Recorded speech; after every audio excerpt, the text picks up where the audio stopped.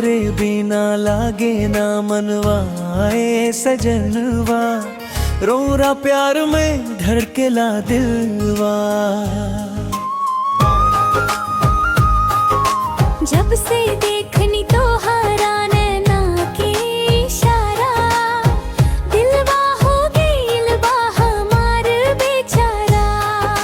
चांद से उजर तोहार चेहरा देख के हो जाला मनवा बावरा।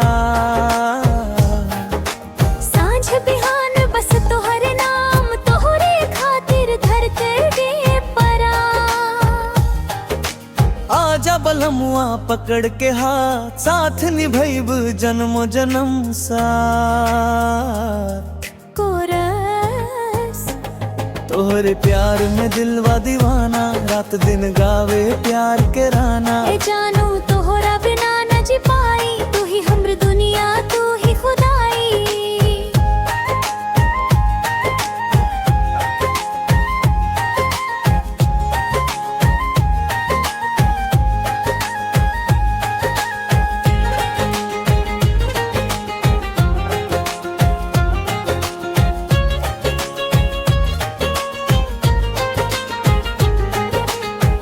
बरसत पानी में भिंजत चुनरिया, तोहरा याद में कटेला उमरिया।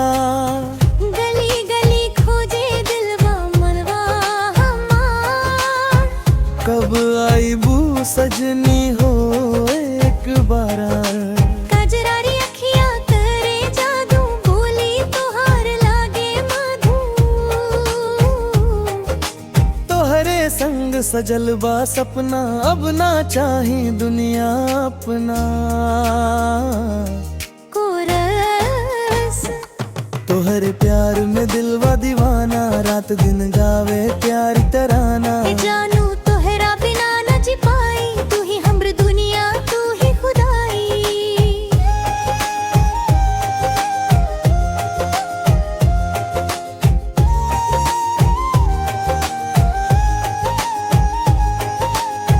मेले में घूमी हाथे हाथ, तोहरे संग लागे प्यारा हर बात। चूड़ी के छन छन, पायल के रुन झुन, दिलवा में उठे प्यार की धुन। रूप तोहार जैसे परी, देखे खातिर दुनिया खड़ी। मुस्की तोहार जान ले जाला, दिलवा के चैन उड़ा ले जाला।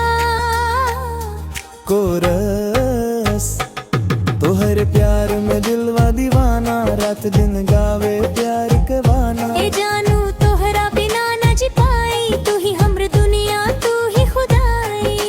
ओ,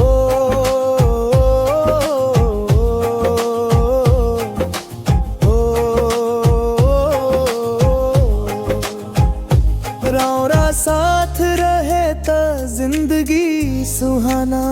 तोहरे बिना लागे सोना जमाना।